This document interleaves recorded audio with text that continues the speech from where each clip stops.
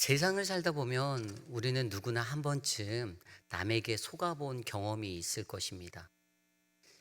그리고 때로는 나 자신조차도 세상에 살면서 누군가를 속여보려 한 적도 어쩌면 있을 수도 있습니다. 오늘날 우리가 살아가는 이 세상 속에는요, 속임이 난무하는 시대입니다. 자신의 이익을 위해서 누군가를 속이는 것, 그것에 대해서 대수롭지 않게 생각하는 사람들의 마음, 그 심리가 있습니다. 그리고 그렇게 살아가는 세상 속에서 어찌 보면 나 자신도 나도 모르게 나도 누군가를 속이고 나 또한 또 속으며 살아가는 그러한 속임의 세상을 우리는 그렇게 살아가고 있습니다. 오늘 우리가 읽은 본문 말씀 신명기 25장 11절에서 19절까지의 말씀은 하나님의 백성으로 살아가는 것에 있어 이 속는 것, 이 속임이라는 것에 대해서 이야기하여 줍니다. 이스라엘 백성이 가나안 땅을 눈앞에 놓고 나아갑니다. 그리고 이제 그 가나안의 입성이 머지 않은 그 시점에서 하나님이 그들에게 주신 많은 법들 가운데 오늘은 속임에 대해서 이야기하고 계십니다. 먼저 오늘 말씀 13절에서 14절 말씀입니다. 너는 내 주머니에 두 종류의 저울추 곧 큰 것과 작은 것을 넣지 말 것이며 내 집에 두 종류의 돼 곧 큰 것과 작은 것을 두지 말 것이요. 두 종류의 저울이 있다라고 합니다. 그리고 두 종류의 되가 그들의 집에 가정에 있다라고 설명하고 있습니다. 사람들과 이런 상거래를 할 때에 그들이 이러한 것으로 눈속임을 하는 일들이 이스라엘에겐 있었습니다. 남의 눈을 속이기 위해서 두 종류의 추를 둡니다. 왜 두 종류를 두었을까요? 한 가지는 자기에게 속을 법한 사람일 때에는 속여진 추를 가지고 속여진 저울로 그렇게 그 사람에게 판매를 합니다. 또 다른 하나는 그 사람이 만만해 보이지 않으면 이 사람은 쉽게 넘어갈지 아는데 하면 제대로 규정되어진 저울추를 가지고 상업적인 거래를 했던 이스라엘 백성들의 모습입니다.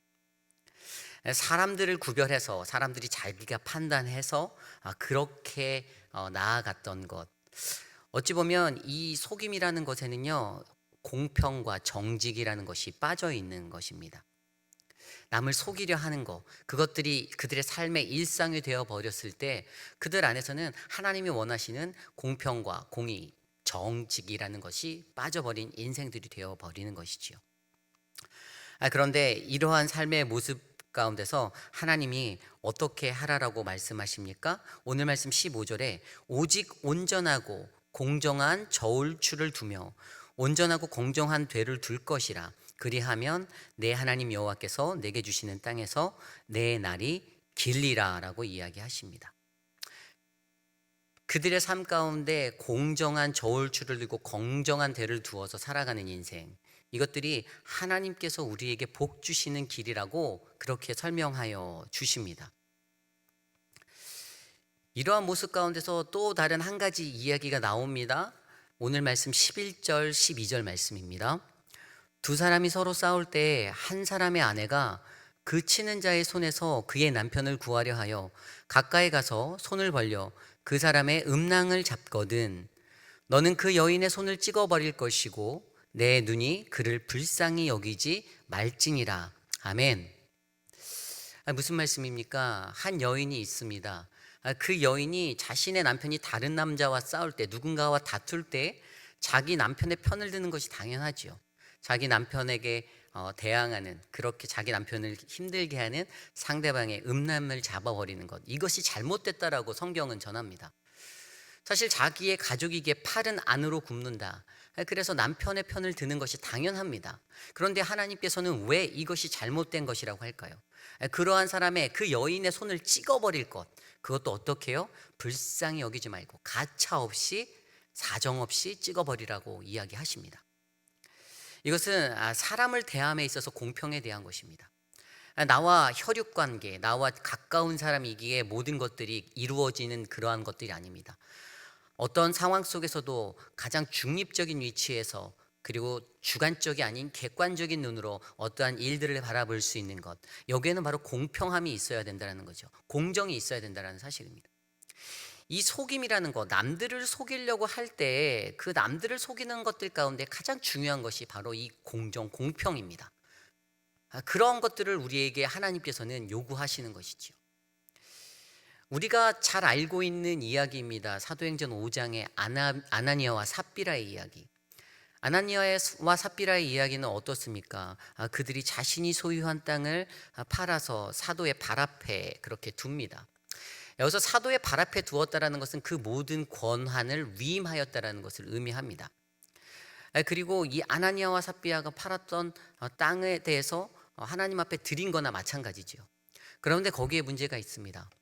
그들이 자신의 땅을 팔아 자신들의 것을 약간 취하였습니다. 그래서 숨겼습니다. 아무도 모르겠지? 나만 알 거야 라는 마음으로 그렇게 하였는데 하나님께서 그들에게 벌을 내리십니다.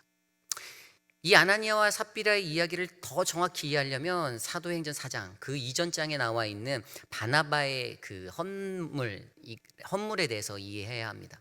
바나바도 동일하게 자신이 가졌던 소유를 팔아 그 땅을 사도의 발 앞에 그렇게 바쳤습니다.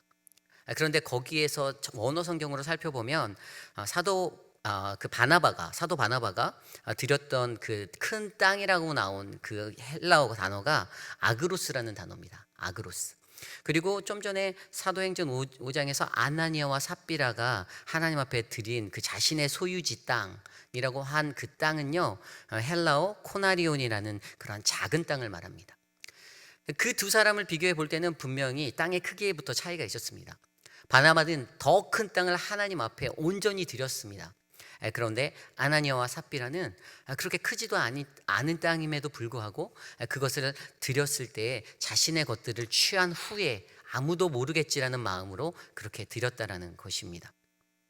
여기에서 감추다라는 단어가 나오는데요, 헬라어 노스피조라는 단어입니다. 물건을 슬쩍 훔치는 것. 이것이 무엇을 얘기합니까? 하나님께서 그들에게 주신 것이었는데 그것을 하나님 앞에 드렸는데 내가 하나님 모르게 내 것을 살짝 숨겼다라는, 취하였다라는 것을 이야기합니다. 이 노스피조라는 단어를 조금 더 정확히 이해하면 이 말씀이 잘 이해가 될 수 있습니다. 여호수아 7장에 보면 아간이 하나님의 전리품을 감추었다, 그렇게 해서 벌을 받게 되는 그러한 이야기가 나옵니다. 이때 사용되었던 단어가 72년 번역으로 옮겨져서 헬라어 노스피조로 사용되었습니다. 그때 감추다라는 단어가. 결국에 감춘다라는 것은요, 하나님의 것을 내 것으로 속여 끌어들이는 것입니다. 그렇게 바꾸는 것입니다. 원래 하나님의 것인데 그것이 내 것인 마냥 속이는 것입니다. 그렇게 속이는 모습들. 이것이 바로 우리가 이 시대를 살아갈 때 우리들이 조심해야 하는 그러한 속임입니다. 다른 누군가를 속이기 위해서 우리들이 살아갈 수도 있습니다. 물론 그렇게 살지 않는 분들도 많이 있지요. 하지만 때로는 내 이익 때문에, 내 유익 때문에 그냥 나도 모르게 속여버리는 그 모습, 그렇게 무감각한 모습의 것들이 죄로서 우리 앞에 펼쳐진다는 것입니다. 하나님은 그러한 이스라엘 백성들에게 너희가 들어갈 그 가나안, 내가 허락한 그 땅에서 너희들은 그 속임의 모습을, 다른 이들을 속이는 모습을 없애고 살아야 한다라고 그렇게 설명하고 있습니다. 그리고 더 나아가서 이러한 모습들에 대해서 우리는 깊이 있게 생각하며 나아가야 합니다. 앞서 설명드린 아나니아와 삽비라, 그들이 속인 그 행동은 결국엔 무엇입니까? 결국에는 하나님의 영광을 가로챈 것, 자신의 속임으로 하나님의 영광을 가로챈 그러한 죄의 자리에 섰다는 것이죠. 결국에 다른 사람을 속이는 것을 뛰어넘어 하나님을 속이게 되는 그러한 죄의 자리까지 이르렀다는 것입니다. 사랑하는 성도 여러분, 이것이 우리가 속임의 자리에서 벗어나야만 하는 이유입니다. 다른 사람을 속이는 이유, 그것들은 다른 사람을 뛰어넘어 하나님을 속이게 되는 자리, 하나님의 영광을 가로채는 자리까지 나갈 수 있음을 기억해 주시기를 부탁드립니다. 오늘 두 번째로 이 속임에 대해서 어떤 것이 있을까요? 두 번째로 하나님을 두려워해야 한다는 사실을 알게 하여 줍니다. 오늘 말씀 17절에서 19절까지의 말씀입니다. 너희는 애굽에서 나오는 길에 아말렉이 내게 행한 일을 기억하라. 여기서 아말렉이 무엇입니까? 에서의 손자였죠. 에서의 손자 아말렉, 그가 아말렉이라는 그 족속을 이룹니다. 그래서 그들의 후손들이 나오는 거예요. 근데 그들의 후손들의 모습은 어떻습니까? 그 사람들은 팔레스틴의 남쪽 땅 그리고 시내 반도에 걸쳐서 살았습니다. 그 땅을 배회하며 이렇게 오고 가며 살았어요. 그래서 그들이 주로 할 수 있었던 것은 다른 사람들을 약탈해서 살아가는 것이었습니다. 이것들 때문에 이스라엘하고도 출애굽기서부터 굉장히 많이 부딪혔습니다. 이스라엘을 굉장히 많이 괴롭혔습니다. 그리고 그들이 출애굽기 17장에 그들이 가나안으로 나아가는 이스라엘 백성들의 후미를 치는 그러한 사건까지 일으키고 맙니다. 그것이 바로 오늘 18절에 나와 있지 않습니까? 곧 그들이 너를 길에서 만나 내가 피곤할 때에 내 뒤에 떨어진 약한 자들을 쳤고, 그들이 그렇게 비열하게 행동하였습니다. 그러한 모습들 때문에 어떠한 일들이 일어납니까? 그러한 모습들 안에서 약한 자를 그렇게 공격하는 비열한 자의 모습으로 살 수밖에 없었다라는 것. 근데 여기에는 더 큰 의미가 있습니다. 오늘 말씀 18절 후반전에 하나님을 두려워하지 아니하였으니, 그들이 그렇게 하였던 것이 하나님을 두려워하지 않았기 때문입니다. 그들의 그 비열함과 그러한 모습들이 하나님을 두려워하지 않았기 때문이라고 성경은 확실히 전합니다. 자, 그렇다면 우리가 여기서 한번 생각해 볼까요? 하나님을 두려워하는 것, 왜 하나님을 두려워하지 않을까요? 하나님을 두려워해야 한다라고 우리는 말하고 사는데도 왜 하나님을 두려워하지 않습니까? 그 이유는요, 바로 나 자신, 나 스스로를 속이기 때문입니다. 내가 죄를 지면서도 나 스스로를 속이는 겁니다. 죄에 대한 무감각함과 죄에 대한 아무런 생각 없음 때문에 괜찮아, 아무것도 아니야, 별일 없을 거야, 아무도 몰라라는 것들로 그것을 보편화시켜버리고 정당화시켜버립니다. 그렇게 나도 알게 모르게 죄 가운데서 무뎌져 버리는 것입니다. 나 자신, 나 스스로를 속여버리는 이 속임수. 신명기 10장 12절에서 13절까지 하나님께서는 이스라엘 백성에게 이렇게 말씀하십니다. 이스라엘아, 내 하나님 여호와께서 내게 요구하신 것이 무엇이냐? 곧 내 하나님 여호와를 경외하며 그 모든 도를 행하고 그를 사랑하며 마음을 다하고 성품을 다하여 내 하나님 여호와를 섬기고 내가 오늘날 내 행복을 위하여 내게 명하는 여호와의 명령과 규례를 지킬 것이라. 아멘. 내 하나님 여호와를 경외하라. 이것이 바로 여호와께서 너희에게 요구하시는 것이라 합니다. 하나님이 원하시는 한 가지, 나를 경외하라. 나를 경외하라. 이스라엘 민족에게 계속해서 얘기해 주시고 반복적으로 말씀해 주신 것이 아닙니까?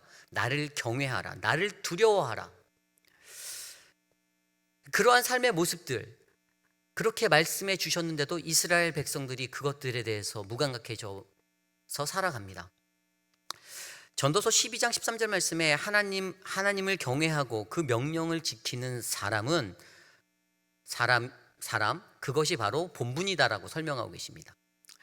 여기에서 말하는 그 명령을 지키는 사람, 이 사람에 대해서는요, 바로 창조주의 입장에서는 바로 피조물을 볼 수 있습니다. 세상의 모든 피조물들은요, 그를 창조한 창조주의 것을 그렇게 경외하고 경배하며 살아가야 합니다.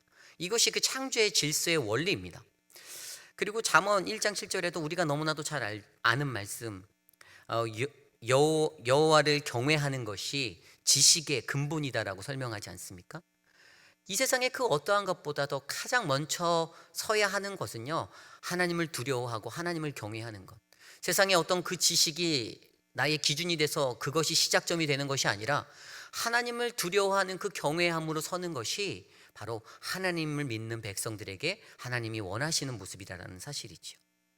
그래서 다윗이 자신의 인생을 살아갈 때에도 이렇게 고백하지 않았습니까? 시편 27편 1절 말씀에 여호와는 나의 빛이요 나의 구원이시니 내가 누구를 두려워하리요? 여호와는 내 생명이시니 내가 누구를 무서워하리요? 여호와 그분이 나의 빛이고 구원이시기에 나의 모든 것 되시기에 내가 두려울 것이 없다라고 세상 앞에서 선언하는 모습, 이것이 바로 이스라엘 백성이 가나안 땅에서 살 때 그들이 선언할 수 있는 담대함이었고, 오늘 이 시대를 살아가는 저와 여러분들에게 하나님이 부어주시는 담대함의 모습 아닙니까? 사랑하는 성도 여러분, 이렇게 자기 스스로를 속이며 살아가는, 나는 괜찮을 거야, 아무것 없어, 전혀 문제되지 않으라는 이 속임, 나 자신을 속이는 속임으로부터 우리가 넘어갈 때가 얼마나 많이 있습니까? 그래서 사도 바울은요, 갈라디아 교회를 향해서 갈라디아서 6장 7절에 이렇게 선언합니다. 스스로 속이지 말라. 하나님은 만홀히 여김을 받지 아니하시니 사람이 무엇으로 심든지 그대로 거두리라. 사람들에게 자기 스스로 속이는 그 죄가 얼마나 무서운지를 전달합니다. 그러니 너희들 스스로가 속이지 말라. 너희 스스로가 속여서 넘어가지 말라. 하나님은 그러한 대접을 받으실, 그 만홀히 여김을 받을 분이 아니시다. 너희가 뿌리는 거는 그대로 너희들이 거둘 수밖에 없다라는 말씀으로 갈라디아 교회 성도들에게 권면하고 경고하고 있었습니다. 사랑하는 성도 여러분, 우리가 살아가는 이 시대는요, 정말로 속임이 난무하는 시대입니다. 내 이익을 얻기 위해서, 더 큰 이익을 얻기 위해서는 남을 속일 수밖에 없는 삶이 어쩌면 우리들의 인생이다라고 정당화할지도 모릅니다. 오히려 정직을 행하고 공의를 행하는 사람은 눈 씻고 찾아보기 정말로 힘든 시대가 오늘날일 수 있습니다. 그럼에도 불구하고 하나님께서 우리에게 원하시는 그 삶은 바로 속임의 자리를 떠나 하나님의 공평과 공의, 정의의 자리에서 정직하게 살아가는 그리스도인들, 그 하나님의 백성들을 원하십니다. 오늘 이 하루를 살아가시며 여러분들이 가지신 그 저울은 어떤 저울입니까? 공평의 저울을 가지고 나아가십니까? 아니면 여러분들 스스로도 두 저울을 끌어안고 두 대를 끌어안고 또 나를 속여가며 가장 나와 가까이 계시는 그 하나님까지도 속여가며 그렇게 사시는 인생이십니까? 저와 여러분들의 인생이 하나님 앞에서 신실하고 진실하게 정직하게 공평의 모습으로 이 속임의 자리를 떠나는 아름다운 이 하루 되시기를 간절히 소망합니다. 기도하겠습니다.